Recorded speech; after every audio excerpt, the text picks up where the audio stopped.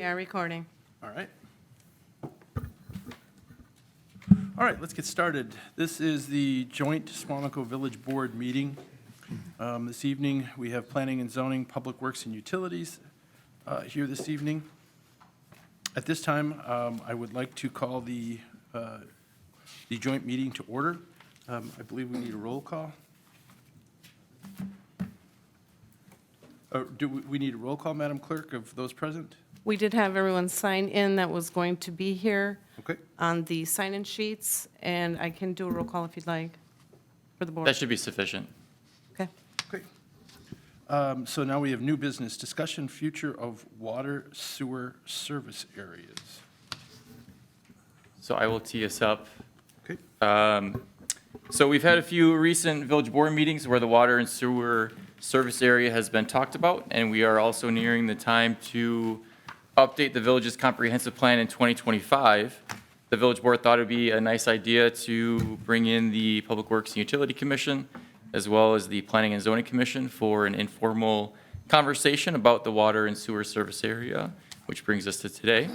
And I'm going to have Andy, our Public Works Director, go over at a high level some of the related maps, and then we will defer the conversation back to the village board. So with that, I'll hand it off to Andy. All right, thank Here you. we can share. We attached a few maps tonight, but ahead of the maps, just kind of what the water and sewer utilities have coming here in the future. So we have a few notable projects that utility department's working on. One is a new well to service our existing water customers. So we're calling it well number 5, and the Public Works and Utility Commission has been working on that for years, it seems. It's probably been 2 or 3 years since the project started, and we have some good traction, within the last year or two, and we're working forward on the siting and the testing and the now design of a new future well number 5 to service our water utility here in the village. So that's one notable project that the utilities are looking at. And the second is this year we're having what's called a sanitary sewer facilities needs assessment done.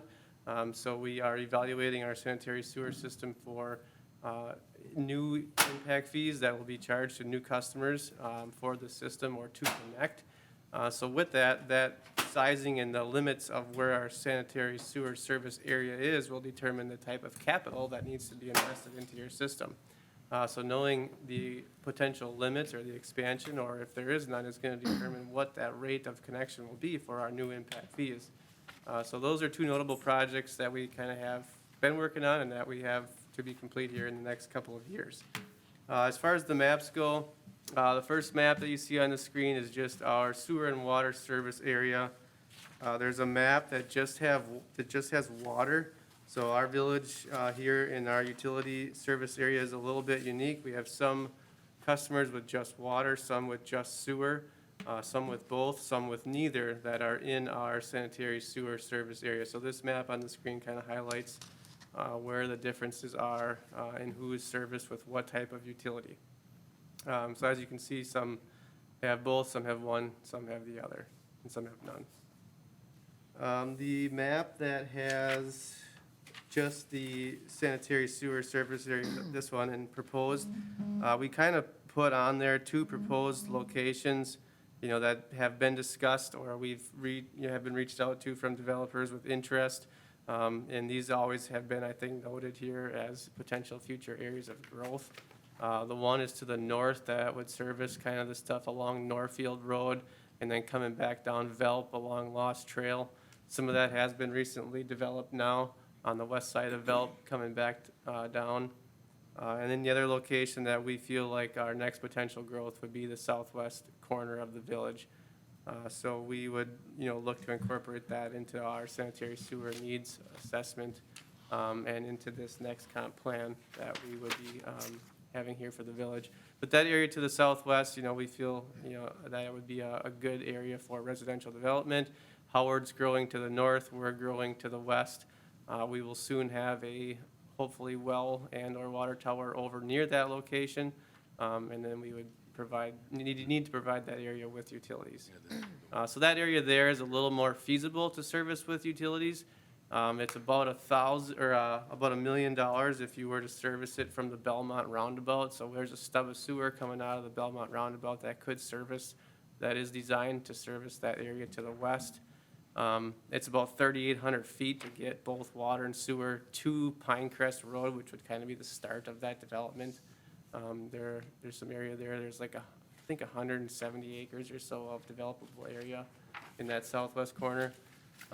As opposed to going back to the north stuff along Velp and Northfield, or Veterans up to Northfield, just to get utilities up to Northfield from where they are existing on Veterans. It's about 7,900 feet that you'd have to travel to get water and sewer up to Northfield Road. So there'd be a lot of properties that you'd be placing utilities in front of, and that's about $2.2 million, just to give you a perspective of what it would cost to service Northfield Road area.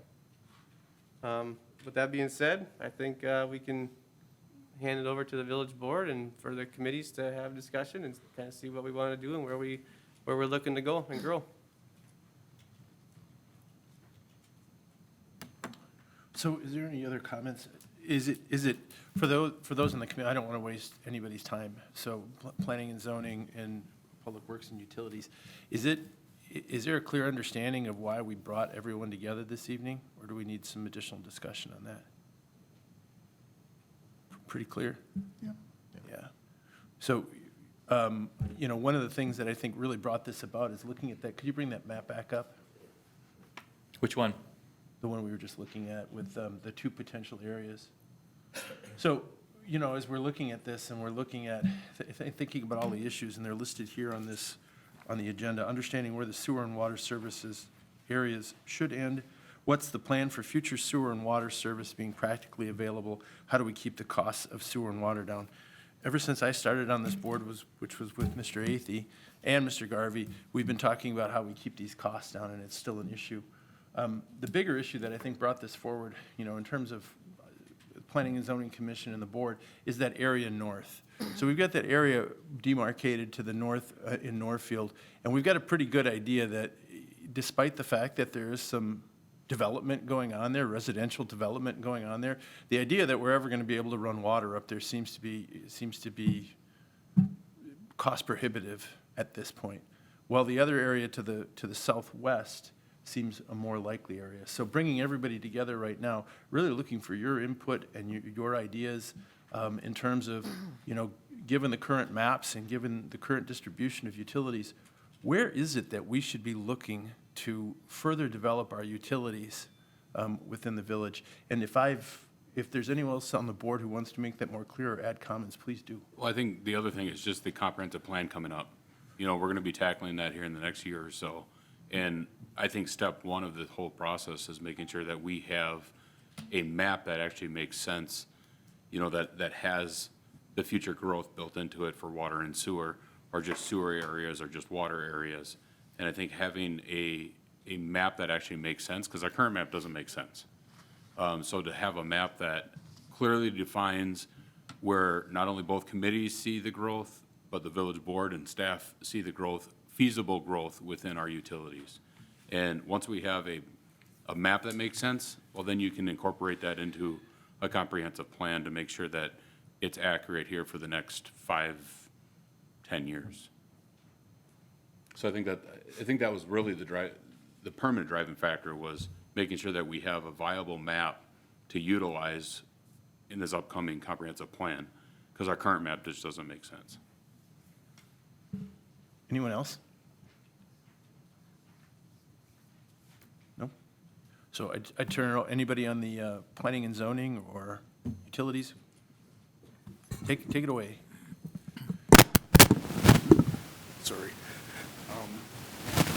Paul Garvey, I have a little bit of history with some of the things that went on in the old sanitary district and when we first became a village and the system was in its infancy.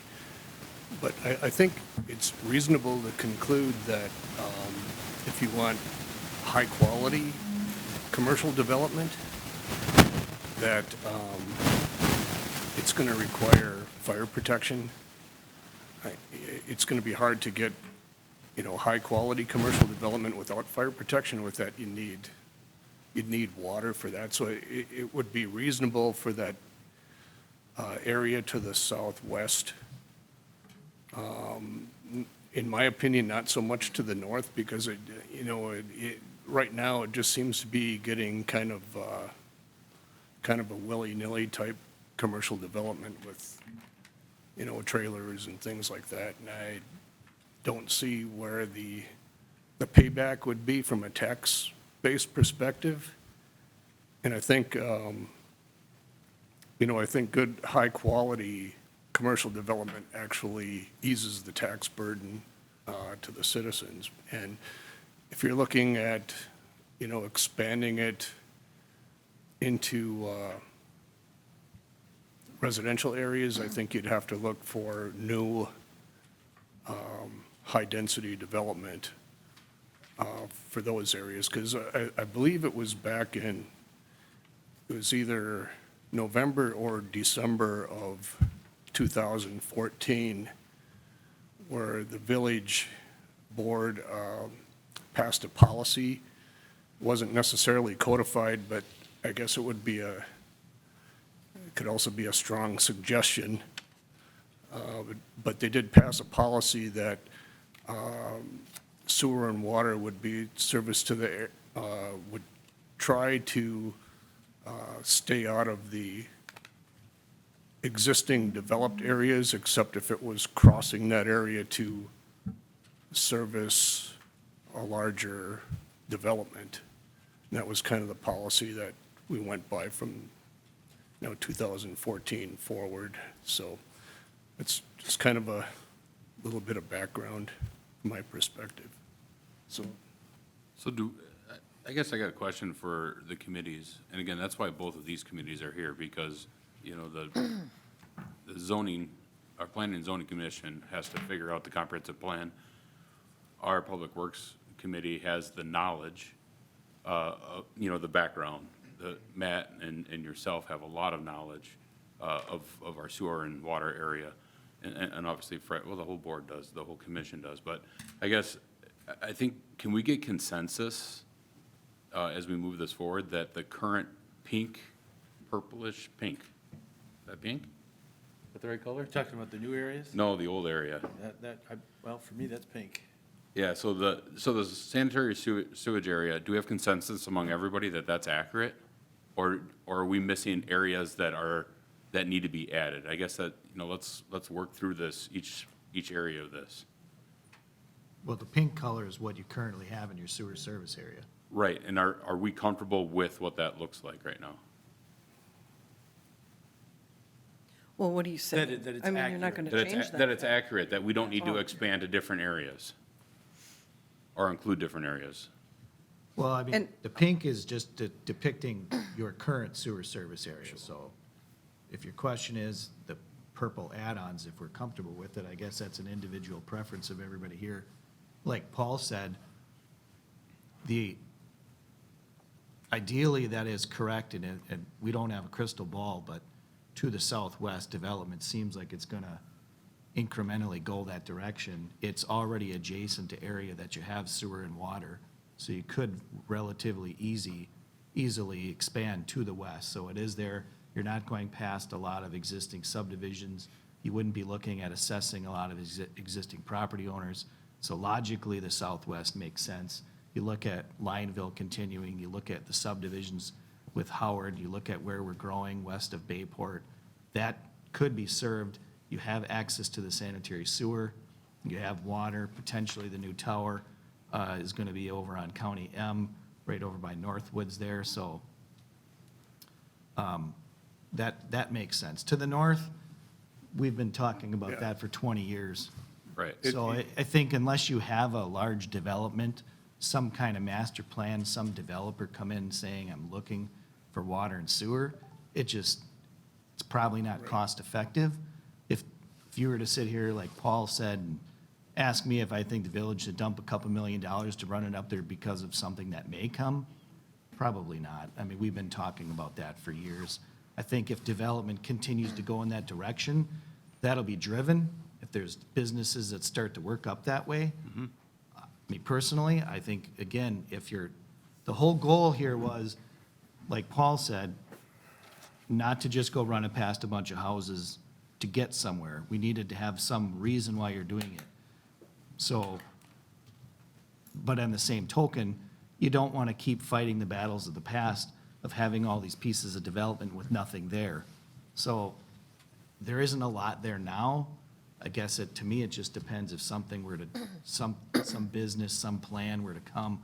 Since you're right next to the highway, it's logically with the zoning, usually highway business or some sort of multifamily complex. But again, you usually, you're not going to see rural development along the highway. You're not going to see 2-acre lots along the highway. So Yeah, I think when we're looking at that north section, this is probably almost 15 or 20 years ago now. And it's back when, the area that's pretty highly developed on Lineville was just a field that was parking buses. And we're looking, well, okay, that's the highway corridor. That's going to be the gateway to Suamico. That's where it's going to develop. Well, in reality, the reality is it started developing off of Lineville. And to me, it makes the most sense when it kind of dictates organically where it's going to go. And we're not building a balloon out on the end of a string. And that's why I think, the southwest area in purple there makes sense right now, because that's where the organic growth in all likelihood is going to be, not so much to the north. I would add something that for every added customer of the utilities, there's added revenue, but there's also an added cost. And obviously, the balloon at the end of the string is one that you need a very big balloon to cover it. The costs that I think that we have to be concerned about is what the ratepayer gets assessed. What the developer puts in, whether it's through impact fees or some other mechanism like that, that may justify those, but then again, those are instances where the developer has to make the cost. But I think what we have to protect is the ratepayer and the taxpayer. And if there is a situation where a developer comes in and says, hey, I'm gonna front this cost because it makes business sense, yeah, but why wouldn't we want to do that? But I don't think that situation is likely in the short term. Not with interest rates the way they are. No, exactly. Others? Anybody else want to weigh in? I guess we're waiting a little bit too for the rate case, or the study, the sewer study. And Yeah, the sanitary sewer needs assessment will kind of indicate, where we've been and where we need to go with improvements, maintenance, and any capital projects that we see, coming in the next 10 years or so. That'll project it, but that in conjunction with areas that we would like to add as additional service areas, that's going to determine that rate of our either impact or connection fee for the future. Andy, in that southwest corner, is there an interceptor? So we'd be using the Belmont interceptor for Okay. sanitary, so there is a stub of sewer coming west out of the roundabout. I don't know if it was completely set up to service everything by gravity going west or not. There may be the potential that there needs to be a lift station, ran to Pinecrest Road, and then we'll have a force main bringing it back to that interceptor. But yes, the interceptor, Belmont interceptor is there and able to receive all that wastewater from that area. All right. And we have utilities at Firethorn Court and Lineville, so either whichever one makes the most sense. And then, as Matt alluded to, the water tower location would be up by County Corner M there. So, in the most optimal practice for installing water and sewer, you'd have a looped system. So there may be the potential that water will have to go down County M, kind of where the dashed line goes, and then come south into that area of development or south along Pinecrest, and then service everything through there. Ideally, you never want to have that string with the balloon on the end. where you have just a single feed water system and then an area of development at the end. You want to always have that looped or continuous flow. So if you ever have situations, you have flow from both directions. Actually, your Belmont Interceptor, along with your Velp, are why your comprehensive plan looks the way it is. Those areas that are in the 50,000 square foot lot size are designed to be served by the Belmont Interceptor on the southwest side, and everything pretty much east of 41 is designed to go to that Velp Interceptor. They're both sized to carry those capacities. That's why the Belmont is at what, 5-10% maybe of its capacity right now that's flowing into there. It was way oversized for what's going into it, but, you know, I think the question is, are we ever gonna reach that full capacity in that direction? Is there the desire? Because you're gonna impact existing subdivisions. So is there any questions from the committees, or is there a concession, or consensus from the committee that the southwest corner should be left as is, as future? Or is any changes to that? Are we missing anything? And then the other, Is this- go ahead. I just want to make a comment. I agree with, you know, the south that you're saying, and I also agree with the north, that when you look at it from a 10-year plan perspective, it makes logical sense. I don't know how much growth is going to go up on the north end in 10 years. But I'm probably going to say something that's pretty taboo, as are we looking at areas that maybe there's environmental issues, or, you know, some septics that are having a high failure rate because of the age? So in developed neighborhoods, should we be looking at some of those areas? And are there some developments, maybe situated for 20, 30 years, but there's development potential on the other end that we should be punching through? And that's a great question. I mean, because that's what this meeting's about, is addressing those potential concerns. You know, is there any older neighborhoods, and I know that's not a popular thing to say, but is there any neighborhoods that would benefit?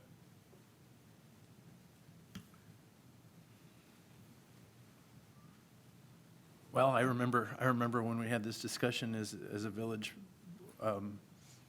about putting it through an existing neighborhood, and I lived across from Idlewild Park at the time, and putting it through an existing neighborhood that had its water and had its septic system in place.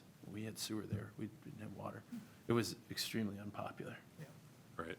moving that through. If you have your own well and you're satisfied with your own well, for people who have to maintenance, and Trustee Eckert and I have had this discussion many times, for those of us who have a septic system and have to maintenance it on a regular basis, it's extremely expensive. It's extremely expensive. And once you have that system operational and you're taking care of it and you've spent the money on it, for someone to come through and say, no, we're going to put in, you know, sanitary sewer, well, now I've got $15,000 worth of infrastructure that's doing nothing for me. It's going to get my attention. I'm sorry, go ahead, or anyone else? Yeah, I don't think we're here to win a popularity contest. No. But what we're looking at is future growth. Yeah. And one of my concerns really is, as you start to get, you know, County B, reforestation, how is that going to grow in 10 years? Because there are a lot of things that are trying to attract people out there. And when you get the volume of people, businesses supposedly come, and how quickly can that happen? And is that more, you know, commercial type business? Can it be residential? I mean, I think that there is a lot of potential that can go on in that B corridor going out towards reforestation. Is that something on the Utilities Commission that you've explored, you know, the ideas? So based on where we have this map, are there other areas that hypothetically, 10 years down the road, we should be thinking about maybe expanding? I think it's on the old plan, but there's, right across from Chambers Hill, I think is like a little commercial area, future commercial area that would need water, or would it need sewer? Sewer. Sewer. But where is that on this, where am I looking? It's over here. Is this it? By that, right here, that tan horizontal kind of rectangle, I think. That's all good. That's- It kind of, I think it kind of depends on the zoning. I mean, if it's a residential sewered area, then, you know, if there's a new development there, then it would be reasonable to, you know, extend the sewer service to that area. But if you have these rural residential large lots, like 2 acres or more, it's not cost effective really to supply those kind of land areas with public utilities. It's just not going to pay off. It's going to be highly expensive, and you're not going to get any return on it. I think your comment earlier, Paul, about, you know, a balloon on a string, or a string, or, yeah, that makes perfect sense, you Yeah. know? And I think that's, further west you go on County B, the more that doesn't make sense, even if it's a, you know, a larger development at some point. I mean, if somebody's, you know, putting in a 20-acre plat with half-acre lots, yeah, it's probably some place you want to add, but if it's contiguous with the current system, if you got to go past a large area to service that area, then it's not practicable. I mean, there's a couple of areas east of Suamico Elementary that are open fields, you know, that potentially. West. Those are in it. West, East, So- no, or west? No, east and west. east and west. Yes, east and west. I was thinking mostly east of. But I think that, Well, east is inside our sewer service. yeah, those are inside Okay, that area. okay. These, you know, the Blazer Acres, Yep. those are pretty large fields. You know, that's actually a great point. You know, if you look at the Blazer Acres area, you know, do you push that line out past those? Because you're right there already. You know, do you move that line and cover those areas? Because in 10 years, could that be developed? Could the Blazers Acres not be there anymore, and they sell that, and now it becomes less than half-acre lots? That's actually a great point. You know, that's an area that we should talk about, and that's partly why this meeting, we have to get this comprehensive plan eventually put together, and that's one of those areas. I just, for purposes of as we're putting this comprehensive plan together, it's not that sewer's going to go there, sewer and water's going to go there tomorrow, but we can identify that. What are the areas that we should identify with a line around those areas to say, okay, hey, anybody who's coming to Suamico, or developers or whomever, you know, potentially this is an area that we would envision having sewer and water. I'd make the point, not only do you want to look at where, but when. And the when, I think there's one aspect to this is that we repave roads roughly every 25 to 30 years. We Yeah. scrape and repave. And basically, if you have a recently repaved road and then all of a sudden we're going to dig it up and we're going to put sewer, sanitary sewers in, I think it defeats the whole idea of keeping our costs down. I think we can pretty well tell on a 30-year cycle when each of the roads in the village roads will be done.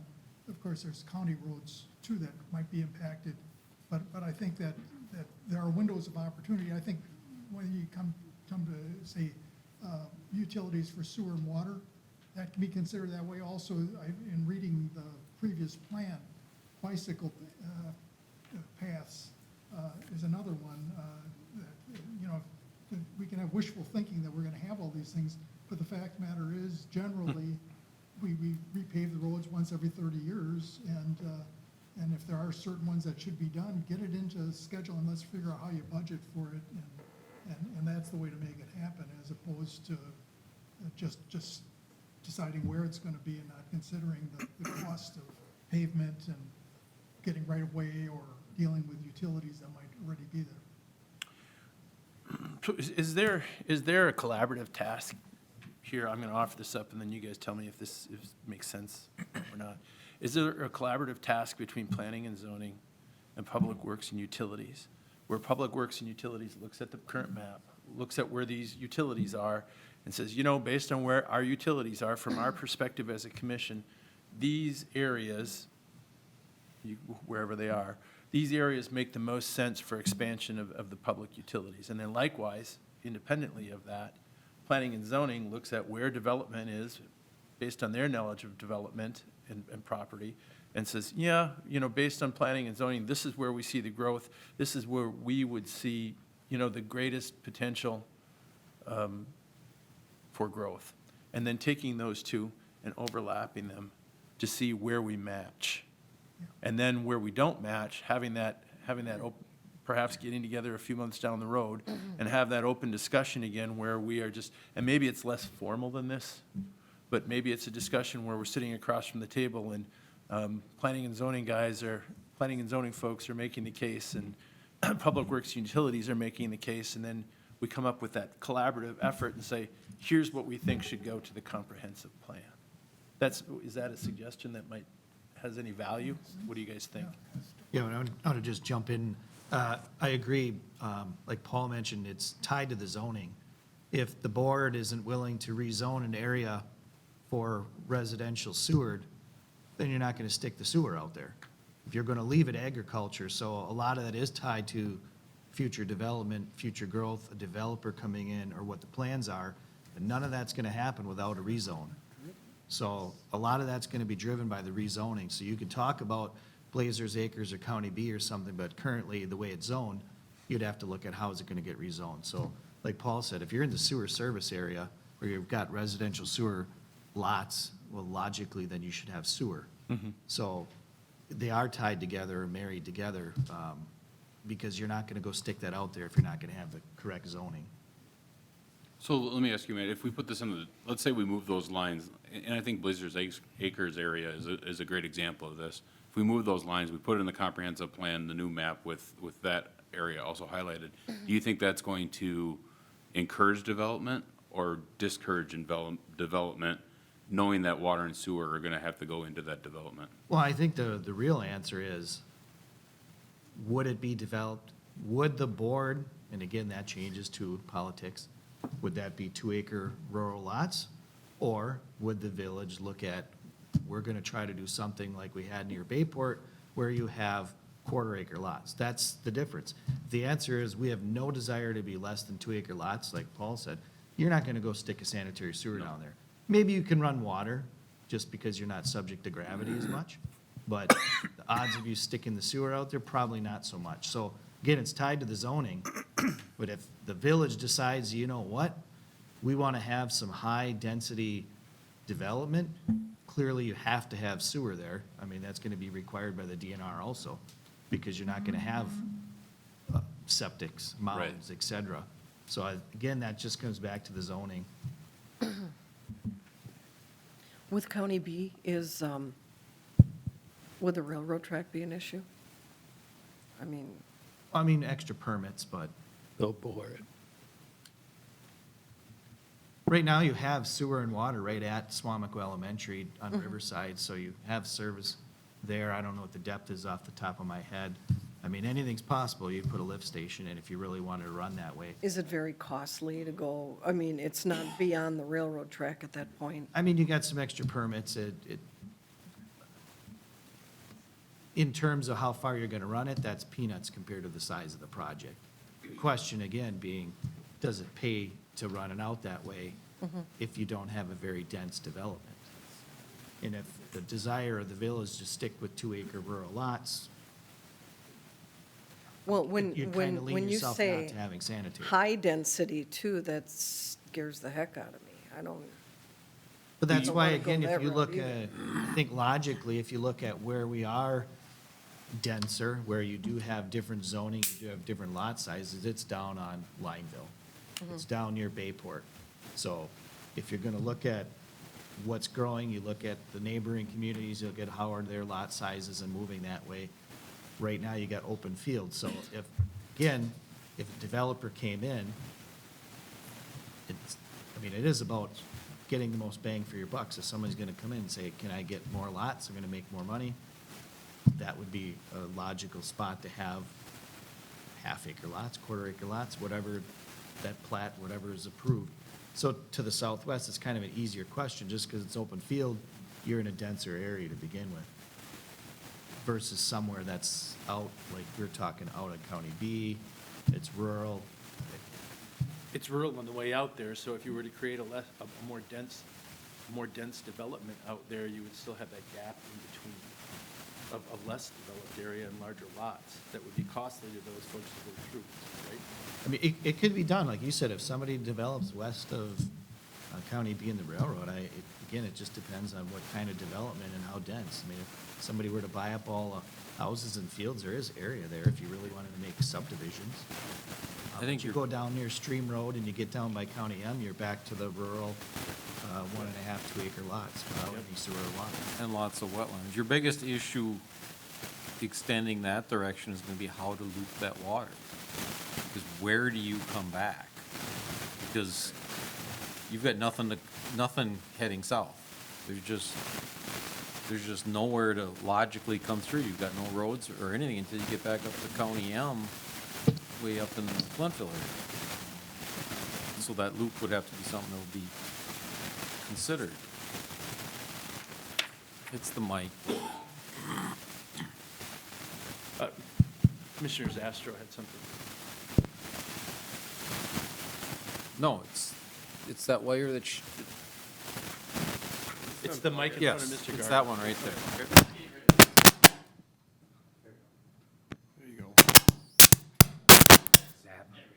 Executive decision. You just gotta talk louder. Commissioner Zastro. Thank you. I'm very much in favor of kind of a roundtable to get into these issues in detail. We got a unique situation here. We built the house, and now we're going to bring utilities into the house, and it makes a lot of people mad. But more importantly, take a look at that area to the southwest. Plot the wetlands. Look where the farmers have been. There's a reason why there's no fields in some of that. You're going to be up against that for your yield. But more importantly, we just went through it planning, and you probably saw it come forth over off of, about the area of, Pinecrest. What was that area over there? The Sheedy property? The Sheedy property. We had a developer come in there, and at the time, people were looking at shrinking that down, and, in making bigger lots and smaller lots. And the developer came in there, and he opened my eyes. He's talking $100,000 to put just the curb and gutter and all the good things that need to go in to have a reasonable. If you start doing 2 acre lots, there's a reason why you're not going to be able to sell those houses unless there's a $800,000 house sitting on top of that. And I know we've got this feeling, we always want this rural character, but I think that cow has left the barn.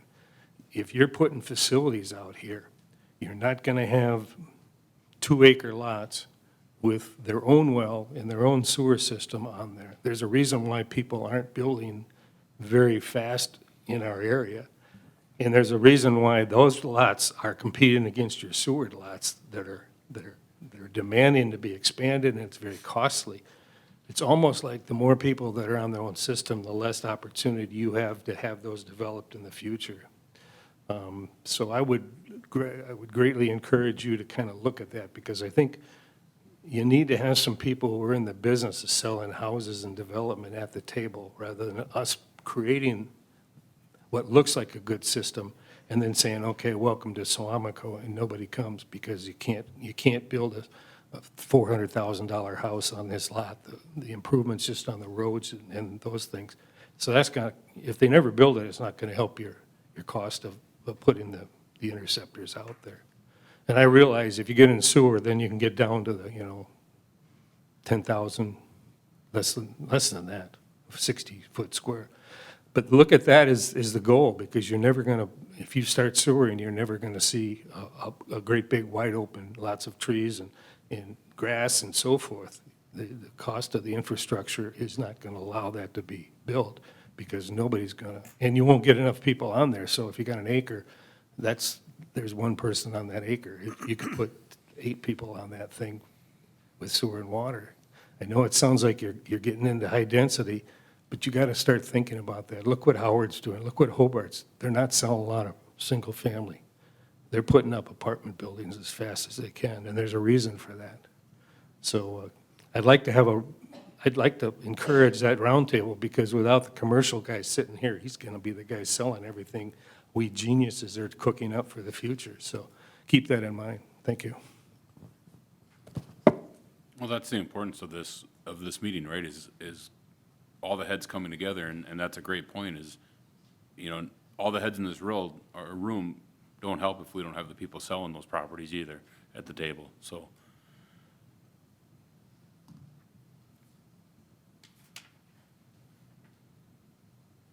I mean, I don't think there's anybody here who is driving irresponsible development. You know, the reason we're here is we're discussing our utility, which has had issues ever since, for a very long time. The cost is prohibitive. It's extremely expensive for those on it. Unless we expand the utility, it just continues to get more expensive. So we have to find areas for development that will be part of that utility. And as was shared, right, that can't be 2-acre lots. It's got to be the smaller lots. So we're at a, because there are a number of, there's a lot of folks in Suamico who don't want any more development, done with development, no more development. There's a lot of folks in Suamico who don't believe we should have lots any smaller than 2 acres. Everything should be 2 acres. And, you know, everybody can think of, you know, everybody can put things in their own terms. But the issue is then we have to come to the realization that those who are on the utility right now, it's going to become much more expensive over the course of time unless we come to a compromise, unless we come to a balance with smaller lots that we can add to the utility and still maintaining our larger lots in the outskirts. So I don't know, I'll throw it out to the rest of, what I heard you say, Commissioners Astros, in terms of the roundtable where we would bring in the utilities and bring in the Planning and Zoning Commission, it would help at that time. Perhaps, maybe not at that time, bringing those groups together to have a commercial developer present to give their input, but maybe once that collaborative map is drawn between the utility and planning and zoning, maybe to have that commercial developer invite them in for comments. Would that make sense? Well, my recommendation would be, I think we've got a lot of good ideas here. There are people here, they have to kind of circle and say, okay, do we all agree this is the map? Yes. Do we all agree that these are the current areas? And do we understand that we're not going to run too many balloons on a string unless we can have something at the end? And then have them come down with maybe 15 to 20 talking points. And then and these are based upon utilities, these are based upon, you know, whatever you want to break out, and then invite folks, and then in that map, we go through those things, and everybody speaks to the area that they feel confident of. What do they see outside of Suamico? Because we're kind of insulated from what's going on, and we're trying to run this thing as if there was this vast area that we can put utilities out into, and then people will be driving up and wanting to buy, you know, 80 acres to put 100. Those days are gone. It's not happening. It's happening in Lawrence, but it isn't happening here. So what I'm saying is we need to define some talking bullets and then invite some people. And Sky, you remember the developer on that property in the Sheedy area who set some numbers on us, and it was like, whoa, you know. Mm-hmm. Let's copy those folks in, because I guarantee you right now, if you get to Howard and you get to Hobart, they are being driven by the economies of those things. And they're not a bunch of well-meaning individuals. There are some people in that area that are showing them the numbers to make this happen. And we need to have that same thing. We need to have some experts here, because if you can't live in it or sell in it, it's a moot point. You're putting an area, and then your zoning has to come back, and that is the zoning, rather than saying, well, let's fight for less, bigger, smaller. No, as far as I'm concerned, once you put that sewer and water in there, and that's the proper way of doing it, you're digging the trench, you put both pipes in there and use it for 25, 30 years from now, it's going to be filled out. The bad news in Suamico is you keep running pipes past people's houses who have been there, and they don't get a deferral. They don't get some kind of credit. You know what happened behind Chambers Hill there when we had to put that pressure main through there, man. There was a lot of people who weren't real happy about that, but that's the way the state says you're gonna have to do it, so keep that in mind. Well, I think we know, I mean, obviously, smaller lots in sewer and larger elsewhere. My concern with bringing in the developers is, and it is their job to make money, but it's certainly not my job to make them money. And I'm certainly not for, Howard is Howard. I'm not going to be for doing what Howard is, and I'm not for high-density apartments, and we're Suamico. That's Howard, and I don't know. But certainly, smaller lots in sewer, larger lots in rural residential. That makes sense. But yeah, the developer, I don't know about bringing developers in. But Michelle, you know, the point that you made, I think, comes back to the comment that we got to protect the taxpayer and the ratepayer. And, Yeah. and actually, if you think about it, you know, the value of development for the village could be positive, could be negative, and it's a mathematical equation. It's upfront, what type of revenue we get in impact fees, connection fees, and then the net present value of all of the monthly fees that are being paid in perpetuity, times the number of buildings that you're gonna have. And you subtract from that the cost to get the service to the development. You subtract from that the lateral cost per building, the distribution within the development, and other costs like ripping up roads and putting them back together. And I think some of those things, you can pretty much write an equation, and it'll tell you pretty much where this is feasible and where it isn't.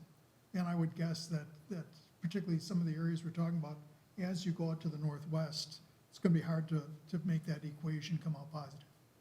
It's really a return on investment calculation is what you're saying, right?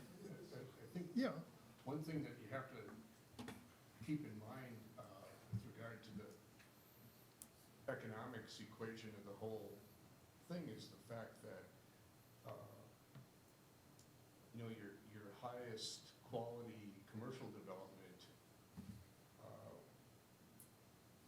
costs the village about 45 cents for every dollar that they take in tax base. Now with high-density residential development of moderate quality, costs the village about $1.1 for every dollar that they take in. So it doesn't pay for itself because you have schools, you have roads to pay for, police and fire protection. That's all gotta be part of the equation, not necessarily just your sewer bill. So, I mean, if you're looking at, you know, from an economic perspective, you know, farmland is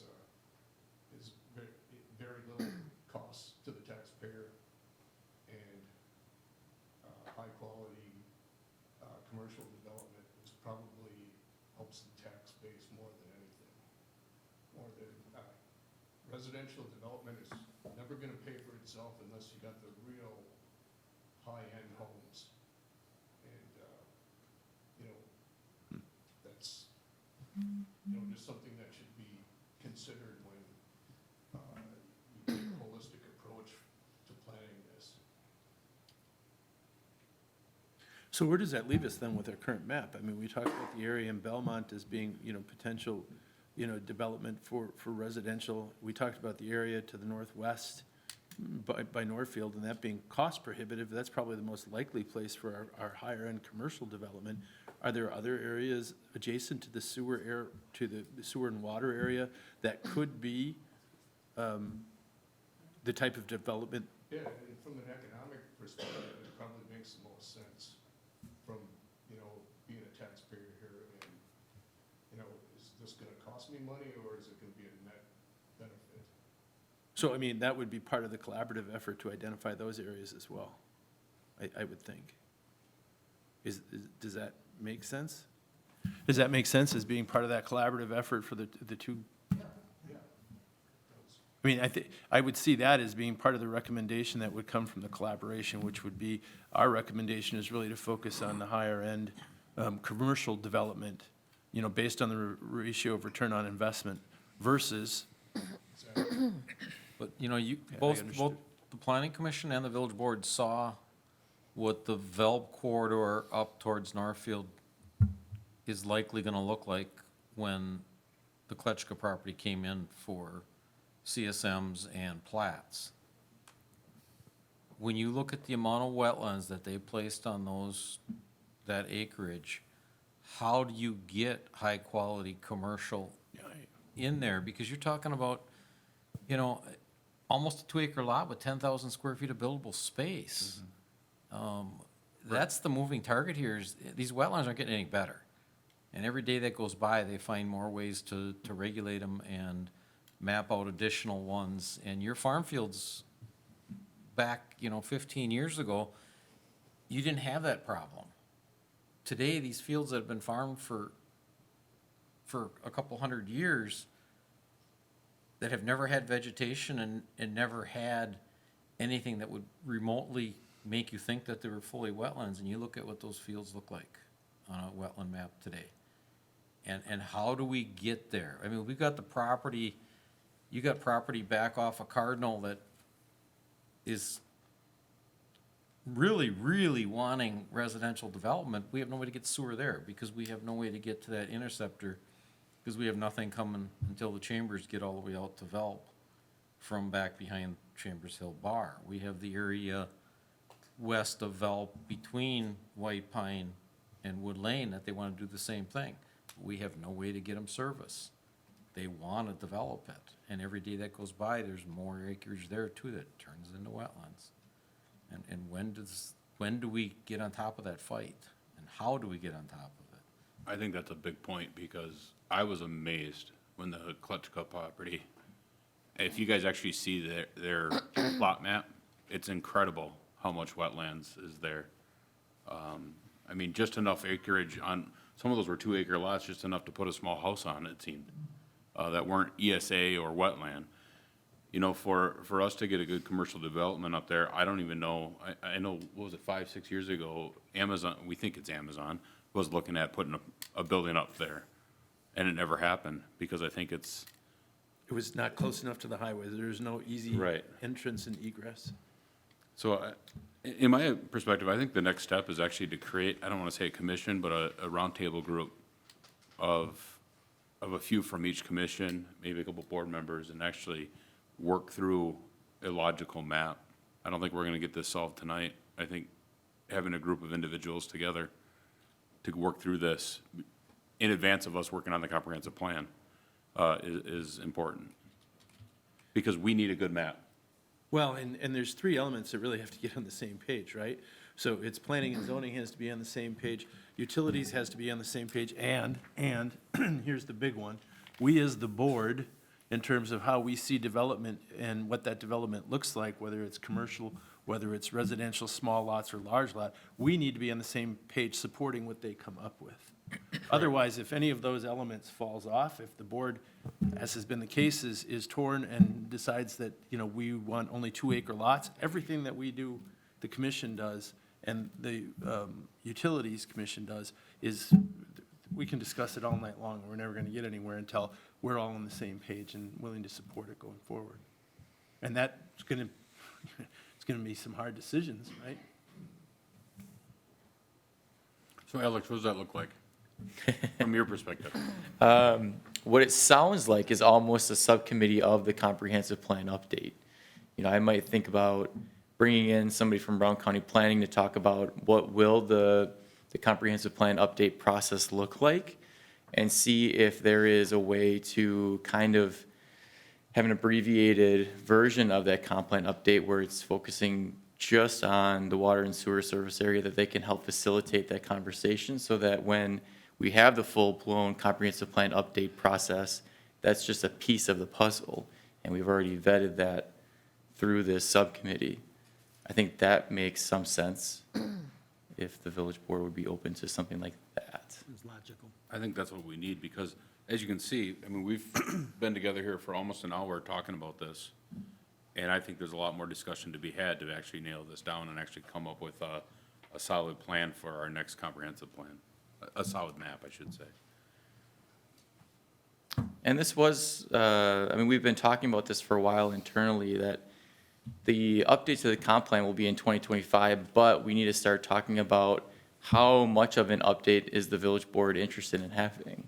I mean, when you look at the 2015 plan, how much has Suamico changed in that you actually need to update every single section of the comp plan? You probably don't, but that's a discussion that the village board needs to have along with the Brown County Planning Commission, who supposedly will help us through that process. And so this would be a good first step, you know, just talking about what does the whole process look like and what do we need help with, this being one of them. I mean, when that comprehensive plan comes out in 2025, ideally, I'd like to be able to sit down with it in front of us and say that the two commissions and the board are all in agreement that these are the areas that we want to develop, and here's why we want to develop them. Here's why they're going to be sewer and water. Right. So that when a vote comes before the board about rezoning, there's no surprises, right? Planning and zoning isn't surprised because the board didn't support it, and Utilities Commission isn't surprised because the board didn't support it, that we're working together on this instead of, it seems to be the case so many times apart. We just have an old map. We've got to update this to some degree. So will you facilitate this next step, I guess it would be? Yeah, I imagine it would be in January or February that we would invite the Brown County Planning staff to come talk to the village board about what does this whole process look like? And then you can have these side conversations and discussions about, well, we really want to hone in on the water and sewer service area. Can we have a specific subcommittee that attacks that issue and see what they say? I'm good with that. Other comments from anybody else? Thoughts? I appreciate this discussion. I think it has to happen. Some of it, like Mark said, it's not popular to have these discussions, but this is an imperative part of our community, and I think we owe it to the ratepayers and the taxpayers to address this, because this is not feasible the way it's laid out, you know, for a future map. Is it feasible? I guess it could be feasible, but, you know, it's not accurate. It's not 100% accurate. If I may, 25 years ago, if I wanted to build a house, I probably found a contractor and come down here and I'd get a permit, show them where it was. Everybody's going to be fine. Steve's going to visit a few times. Today, nobody builds their own house. It's a development that they're a part of. And if you leave the developer, the economic impact and the tax impact out of your equation, all you're doing is the same thing we've done for 25 years, which is think that we still have all these vast areas that someday we can put sewer and water in. It's not that way anymore. And we need to start looking at that and almost look at the tax impact of these size lots and so forth. I know there's some people in this room and in the village that don't want to see multifamily. They don't want to see density. They want deer running all over the place, and who's going to pay for that? Because you're at a tipping point right now. If this goes forward without anything, you're going to have a lot more people with less fire trucks and less firemen and less people taking care of the day-to-day activities. That's village infrastructure. And if you don't have it, they're going to be down putting in houses in Pulaski, and they're going to be putting them in all the other areas who have figured that out already. It's not cheap to develop this, but if you don't do it right, you're going to show up with some ideas well after the cement's cured and everybody's in their houses and they're all on large acre lots, and it's too late to do anything about it. All right. Well, we heard it loud and clear, not only on the planning commission, but also at the board level, from future developers out in the western part of our village, you know, that came in here with their pitchforks and lanterns when we mentioned 2-acre lots.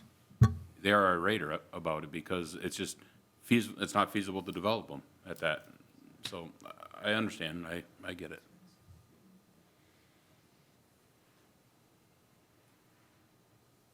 Anybody else on the board, anyone on the commission have anything else to share? Otherwise, You have good direction, Mr. Administrator? I believe so, yes. Thank Can you. you just summarize what that direction is so everybody's on the same page? Well, I will reach out to Brown County, and we'll get them here to a meeting and flush out some of the issues that we discussed here tonight. And you're all certainly welcome to come and attend those public meetings as well. Yeah, I appreciate you guys coming in tonight. It's very much appreciated. Just got one more comment. I don't know if we can borrow Andy's staff at all for this, but I'm gonna toss this out there. You know, I really have a feeling there's kind of a finite area that we're really talking about here with regard to residential sewer lots. And maybe we could kind of look at potential areas that could potentially be put into the sewer area, you know, just so we kind of have a starting point for our conversation. Because there may not be that much that's actually contiguous to the current sewer service area that we're talking about, and the decision might be easy one, once we look at that. You know, so maybe that's a starting point. So Andy, could you, Throwing it out there. no, I think that's a great idea. Could you draft, Andy, could you just draft a checklist? You know, maybe let's start off with 10, for example. I'd just throw that out there, 10 areas or something, you know, for the Utilities Commission to start looking at. Does that make sense, Mr. Administrator? Scott, He's your staff. Sure. Can do anything. I was kind of thinking about the same thing as what you were. I was thinking about a little differently. Are there any areas that we just physically can't put sewer in? No. And then what's the next level is almost cost prohibitive and work back from that way. So that was just my thought. That's even a better idea. And that is tough because cost prohibitive might mean something different to the next developer, but, So we'll just define okay. internally, you know, just Sure. to draw the maps, you know. The point is, unless we start somewhere with this, unless we sit down and we have a discussion like this, unless we start, maybe it's not the solution, the map that we want to see, or the suggested map that we want to see. If we don't start somewhere, then we're nowhere. Right. And we've been nowhere for a really, really long time. And as much as this is painful and seems like it's, to some, I'm sure it seems like a waste of time, I don't believe it is. I believe it's the first step in a much longer piece of work, but it's something that's necessary. I think if you're going to be doing that, Andy, you know, environmental situations or environmental areas are also a big, obviously, player in this. And, you know, I was just looking at this map and the purple line down off of J that connects that box down there. That was on there prior to that property being taken over by the, Right, so, but that's another area that, you know, why is that line there? It should be removed. That's not even a feasible area to, right? you know, to extend water and sewer. And then going up B past the railroad tracks, I don't know how much wetlands is there, you know, to run alongside County B. I don't even know if it's feasible to get out to the Blazer Acres fields. So those are very valid points to, I think to that's, discuss. I think that's what the subcommittee's gonna end up working out. Okay. It's a good discussion, but you can obviously tell in this discussion that we've got a lot of thinking to do. So that's a great plan. All right, last time, anybody else with comments? Anybody from the commission, either commission, anybody from the board? Again, thank you all for coming out. Thank you. Thanks I for your greatly valuable appreciate time. it. So I'd like to adjourn the joint meeting and dismiss the Public Work and Utility Committee, Planning and Zoning Commission members. Let's take a 10-minute recess, Perfect. 5. 5-minute recess. Three. Thanks again. So, I learned something. I learned something all the time. Yeah. I mean, I can't read my glasses. No. We are recording. Thank you. Agreed. We all set? Yes. All right, excellent. All right, at this time, I'd like to call the Suamico Village Board meeting for December 4th, 2023. Call the meeting to order. The time is 6:41. At this time, I would look for a motion to approve this evening's agenda. So moved. And seconded. So I have a motion to approve this evening's agenda from trustee Rod and a second by trustee Romas. Is there any further discussion on the agenda items? Hearing none, all those in favor, please signify by saying aye. Aye. Opposed? Motion carries 7-0. Let's stand and say the Pledge of Allegiance. I pledge allegiance to the flag of the United States of America and to the republic for which it stands, one nation, under God, indivisible, with liberty and justice for all. All right. I'll start to slide this back down. Okay, so at this time, public appearances, if there's anyone out there who would like to speak to an item not on the agenda, this is your opportunity to come forward, provide your name, your address, and let us know what's on your mind. Be aware, if you are here for an item that is on the agenda, should you wish to speak on that, we couldn't give you that opportunity. Is there anybody who wishes to speak to an item not on the agenda? If so, please come forward now. I actually have something, if no one else is coming forward. So I received an email today from our village clerk, actually 2 emails from our village clerk, about an open record request by one of our village trustees. And I just maybe want clarification or intent from that trustee of what their intentions are. Is it for bettering themselves? Is it for personal vendettas? I'm just trying to understand, because that open records request costs staff time, costs the village money, and I'm trying to better understand why a village trustee wouldn't just address staff about a particular concern they have, and they ask for open records request of information regarding, bars in the area, other bars that aren't owned by them. So I guess if you want to answer that, Trustee Neto, feel free. There's not a better place in this agenda to address this issue. But I have a concern, because if it's to better yourself personally, then why are you on this board? It is not to better myself personally. It is treating every person in this village the same. That is not happening. There's some things that I'm not impressed about. There's things that people in the village are not impressed about that I get to hear about on a daily basis. I have brought a lot of this up. We have a public parking lot that, if it's a public parking lot, why is one of the bars particularly paying his staff and not the village paying the staff for a big event on public parking?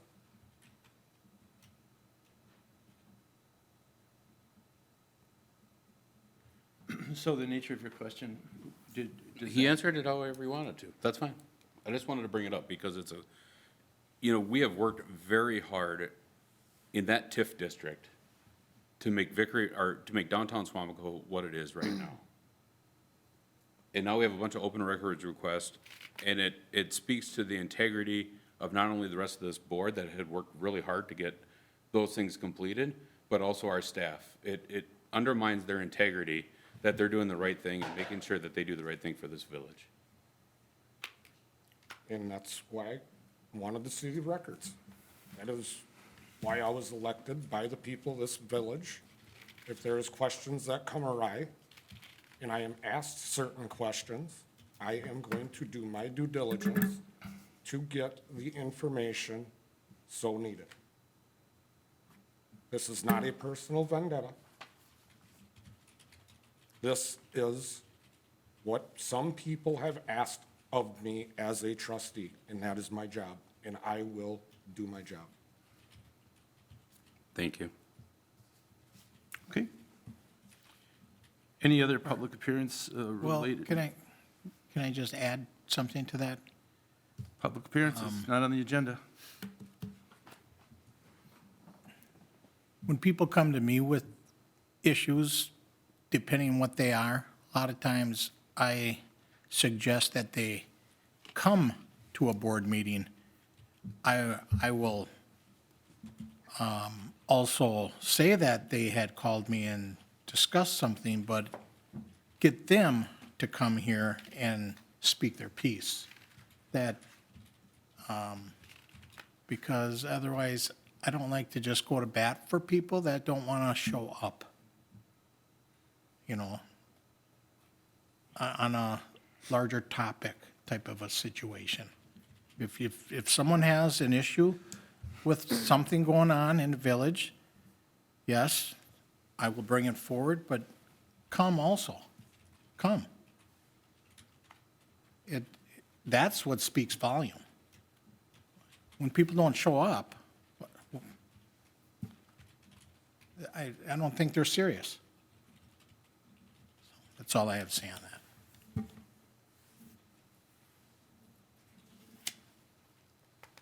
Anyone else? All right, are there any other items with regard to, that someone would like to speak to that are not on the agenda? Okay, let's move on. Item number 9, consent agenda. This evening, the previous minutes of the village board dated November 20th, 2023. Item B, village clerk memo regarding 2024 calendar of meeting dates and notifications of non-candidacy information. Those are the 2 items within our consent agenda. Are there any questions or discussion on the consent agenda? Motion to approve? Second. We've got a motion from trustee Eckert to approve, a second from trustee Rodden. All those in favor, please signify by saying aye. Aye. Aye. Opposed? Motion carries 7-0. Thank you. All right, we are on to item number 10. Item number 10A, ordinance 2023-14, parking prohibited, first reading. Administrator Kager. Thank you. So about 6 weeks ago, we had a couple of requests come in from the community requesting that an ordinance be adopted that would prohibit the parking of vehicles in front of mailboxes. We currently do not have anything that would address that issue. The Public Health and Safety Committee looked at that, and I believe it was a 5-0 vote to recommend that an ordinance do be passed that would address that issue. In front of you tonight is a first reading of such an ordinance. The only things that we had left open-ended was the committee did not get into detail about how many feet away from the mailbox would be allowable. If you look at other municipalities, they range anywhere from 4 feet to 10 feet. And some communities don't even list a number. They just say that you cannot obstruct access to a mailbox. I know Deputy Pisani did reach out to the post office, and there is no formal standard or practice from the Postal Service to use as a number. They don't offer that up as a policy. So that would be a decision for the board to make, as well as listing the times. And again, there is no formal policy as to when they deliver the mail, Monday through Saturday. So that could be open-ended for the board to make a decision as well. I believe there are some residents in that area that submitted that petition. You're certainly welcome to offer them to come up and speak to the draft ordinance, and I'm happy to answer any questions from the board as well. I don't know, I'm a little hesitant. Is it necessary? I don't want to be too bogged down in ordinances. And the other thing is that our authority to make? Yes, we do have the authority to make such a decision. There are definitely communities in Brown County that do not have an ordinance that addresses it. I wouldn't be able to answer, is it necessary? That will be a majority vote of the board to determine if you believe it to be necessary. I don't know that I'm against it, but I guess I'm a little hesitant. If I may, yeah. because of where this is at, because this is right where I live, the streets are actually narrower than regular streets. The cars do park all over, and it gets to be crowded at times. Okay. Especially in the summertime, where people, having their get-togethers and whatnot, and they will park all the way up and down the road, and you can't get to your mailbox, and carriers can't get to there either. It is a problem. May I have the floor? By all means. So we talked about this at the health and safety. The reason there's the X's in there is because the first one within the X feet of the mailbox, there was some confusion because I think a mail carrier may have told one of the citizens that if they can't pull their vehicle in, get to the mailbox and pull their vehicle out, then they weren't going to have their mail delivered. So I'm glad that the research was done to find out that that's not true. That's probably news to whoever was told that information. But in fact, if you don't have the power to control that vehicle, the postal service worker needs to deliver your mail. So one of the big concerns that was brought up in the meeting was, well, if, you know, a lot of medicines come through mail order now. So if they're going to stop delivering mail, then you're not going to get your prescription of, et cetera. That could be a question of actual life safety, right? So we did look at the different ordinances. We saw a variety of different distances, 10 foot, 4 foot, 5 foot. Like, well, let's find out what the real number is. And that's what Basani did, is he found out there is no real number. So, and you guys all, I think, probably know how I feel about ordinances. The fewer, the better. That's my basic feeling on it. But I was actually surprised to find out we didn't have an ordinance like this. I thought that was just law. Because in all of my life I've lived, I don't park in front of a mailbox. It's just, I don't do it, Yeah. right? So I must have learned that somewhere. Maybe my mom and dad, I don't know. But anyway, so as ordinances go, this is one that's not very restrictive of rights, right? So if we say in here that no person shall park within 5 feet of a mailbox, that gives a 10-foot window, in which case the mail truck can certainly pull up. The driver can certainly get out and deliver that mail. So we wouldn't have to worry about a delivery of life-needing medicines, right? And then the time of day was the other real question that came up. The time of day was Monday through Saturday. There was actually some talk about maybe Sunday too. That was kind of, you know, why do we want to go there? But I don't know, if you're going to do it, you know, make it all week long. So this is now Monday through Saturday is what's listed in here. And so the time of day is the question, right? So is it 9 a.m. to 4 p.m.? And that's as a committee, we kind of want to leave that up to the board to work out and decide, because this is an important ordinance, it's a small ordinance, and it's something that's fundamental, I think, to most people to not park in front of a mailbox. So I would just throw out there that we just pursue the 5 foot from each direction and then pick a reasonable time frame. Madison, we thought was kind of wild, 6 a.m. to 8 p.m., huh? What? And then, you know, anything I think after 4 is unreasonable because, you know, you may be the homeowner and you know the mail comes at 2 and you park your vehicle in front of your mailbox knowing you don't have a problem, right? And you're home from work, that kind of a thing. So I guess that would be the thing. If we look at that, I would propose 5 feet from the mailbox and I would go from 11 a.m. or say 10 a.m. to 4 p.m., something like that. I cede the rest of my time. I think it makes sense to put this in, and I think it's just a tool in the toolbox for our deputies to utilize if they need to.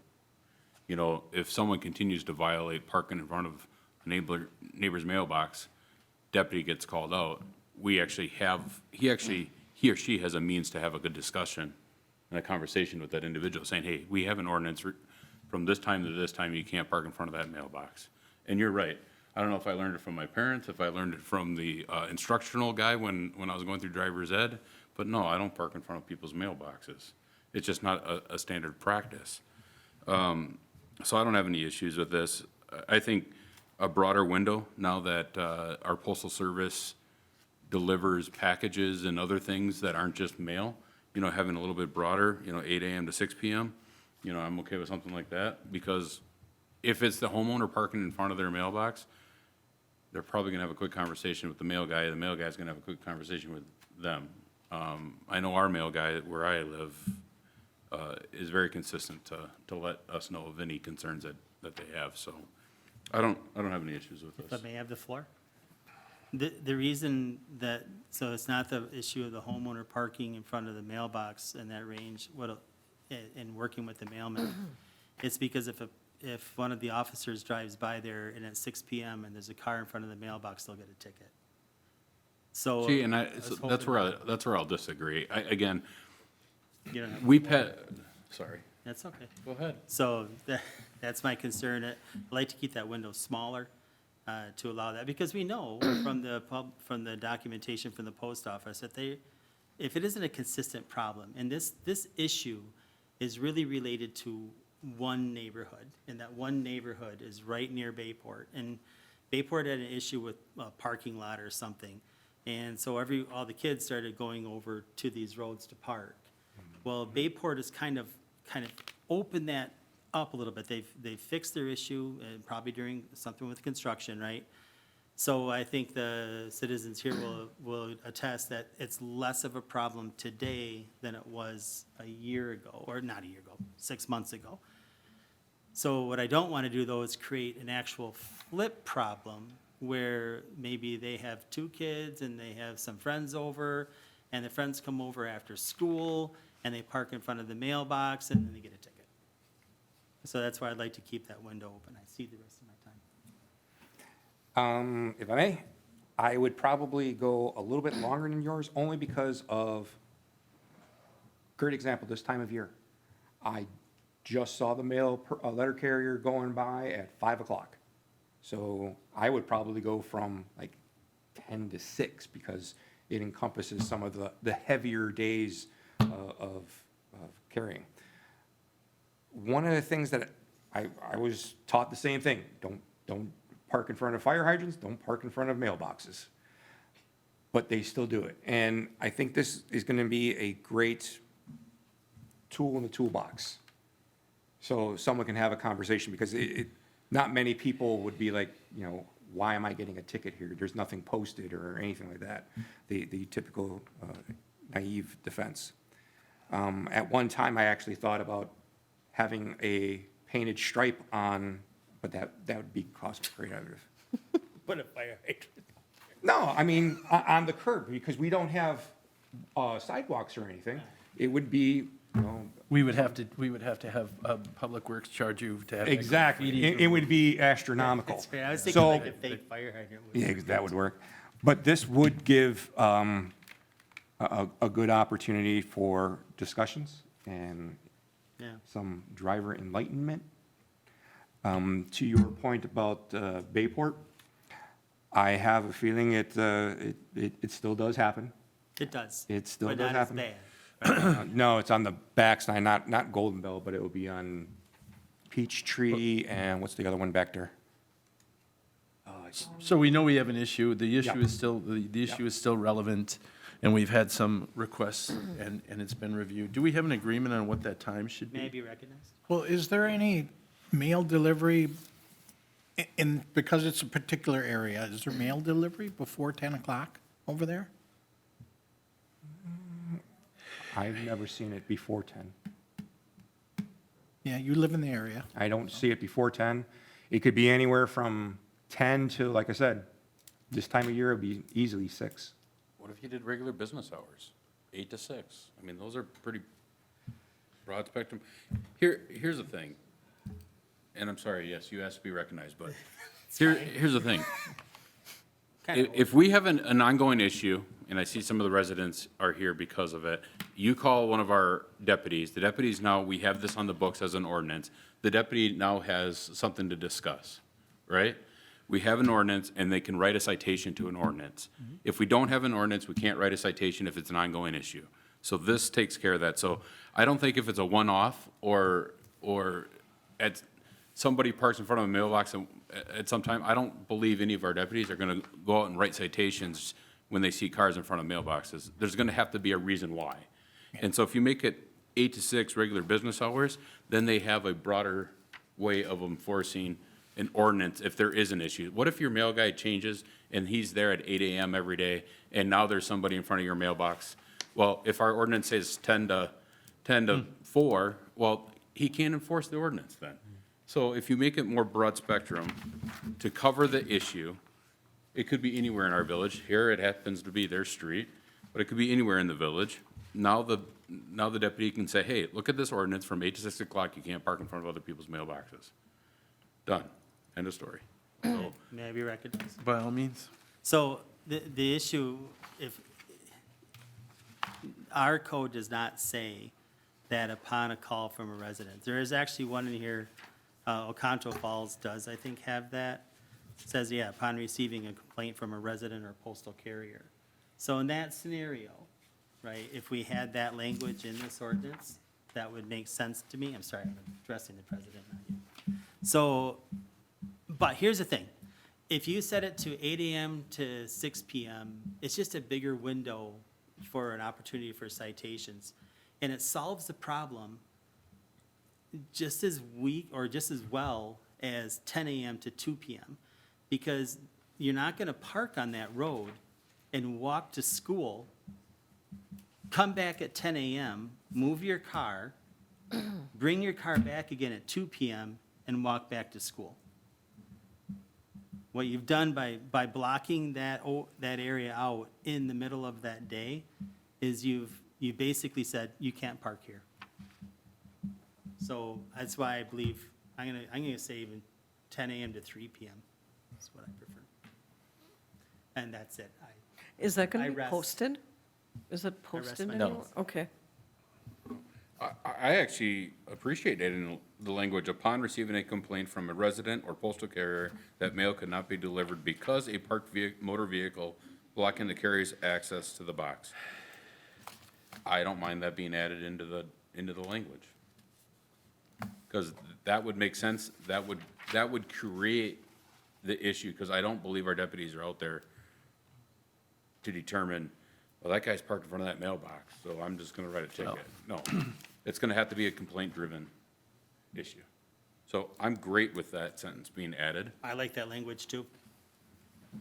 There was a reason. Can you easily add that? You want this, the no vehicle shall be parked so as to prevent that one sentence? No, Well, upon the receiving a complaint. from a resident or postal carrier. Yeah, so add that right in front of obstructing mailbox delivery, period. Start with, upon receiving a complaint from a resident or postal carrier, add that sentence in there, comma, no person shall. And the reason that works now, but it wouldn't work on Tuesday, is because according to the post office policy, the carrier has to deliver the mail even if they have to get out of their truck. So essentially what that does is then so he'll get out of his truck, put the mail in, they'll call in, they'll come, they'll issue a ticket. The fact that tickets are being issued will get around, and that will solve the problem. There were two individuals who submitted requests here. There was Susan Antilla and Mary Mellinger. Are either of those folks here, and would you have any interest in speaking to this item this evening? I need to get a motion. I'll make a motion to open the floor for public I'll comment. second. So we have a motion to open up for public comment by trustee Rodden and the second by trustee Romas. All in favor? Aye. Opposed? Motion 7-0. So if you could just provide your name and address for the record? That one works great. Okay. 1956 Golden Bell. Susan Angela, 1967 Golden Bell. Good evening. Good evening. And trustee Romas is correct that the biggest issue has been resolved because Bayport has addressed the parking lot situation. We've gone from a high of 30-plus vehicles on Golden Bell obstructing not only mailboxes, but driveways, well, not obstructing driveways, but making it difficult to back out and making safety a real issue with all the little ones that live on our street. That has greatly improved. We're down to 3 or 4 cars a day now. I think you're also correct in that if there is an ordinance on the books, the word will get around and the problem will stop because the kids who started parking on our street were not aware of the odd and even parking situation, and citations were issued the first week of school, and everything stopped on the side of the street. So it has an effect. That same will be true. There are still mailboxes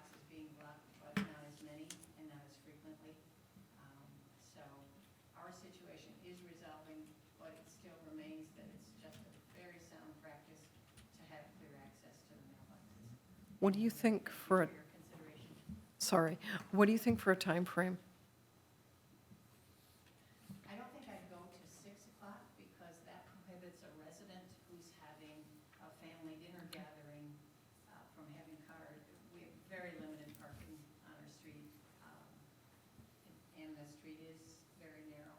So I don't think I'd want to go to 6 because then if we're going to have a social gathering, a family gathering, it further limits the parking. I would suggest starting it earlier because they come and park from school, if they're gonna continue to do that, perhaps maybe next year. 9 to 5 or earlier? The kids start They're- parking at Early. 7 o'clock. Early. Oh, yeah, that's right. Forgot about that. So 7 to 4? I think that's reasonable. That would be very reasonable. Because it's not only, it's a safety issue as well. It's not, just the mail delivery, which is very important, but it's a safety issue as well, especially with those school buses coming, like you said, it's a very narrow street. And a lot of the mailboxes that we've gone to Golden Bell on the top from Mandia are on a curve. And when they're parked there, it's hard when you're coming around that first curve, the second curve, to go down Golden Bell. You can't see as it is, and then if those cars are there, you're in the wrong lane, and then the school buses are trying to go through. So we really need to deter the students, and they know that there's no ordinance, because they have been asked not to park in front of the mailboxes, and they say, I'm not gonna get a ticket, and off they go. Off they go. We've even had one resident here pass. Future leaders of America, wonderful.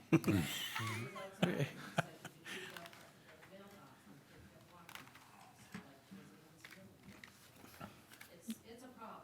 You've also had issues there with kids racing and things of that nature? Yeah. Right in front of our home one night, they left school and one kid passed the other one right there on Golden Bell. Then they come out, down on Peachtree too. They come down on Peachtree, you've had them pull out, we were coming up Peachtree from M, and one was coming down, Old Jasmine. Pulled out right up, didn't even stop at the stop sign, right in front of us, so the kids they're kids. Yeah, We've all been there. yeah, the judgment isn't there yet. And I would That's leave the it thing. there, but if they continue to do it, or they got a warning or something like that. But like you said, they're gonna go to school, have to leave, move their car, where are they gonna move it? Yep. And the school has such a circle of students coming from all over, Ashwaubenon, here, or wherever. They don't have enough parking. They do not have enough parking. They're working on it, but they do not have enough parking. And the principal did tell me that some of the students are applying for permits, and they're not even driving to school. But they want that spot in Sure. case someday they can use a car or have to use a car to come to school. So there's an empty spot. So they have problems over there that they're trying to resolve too. They just started making permit parking on the go-around area, where you have like the normal parking lot, and they have that kind of cut through. They've actually started, At the school? yeah, Okay. because it's that bad. So, so how, I mean, just to run a thought, so let's flip this around a little bit. So say it's 9 to 3, and I'll tell you why I like that idea. So if it's, you have people on the street who maybe have kids in school, right? And for whatever reason, they've got a friend or two over, and the friends are gonna park on the street now after 3 o'clock, which is probably after the time when mail would be delivered.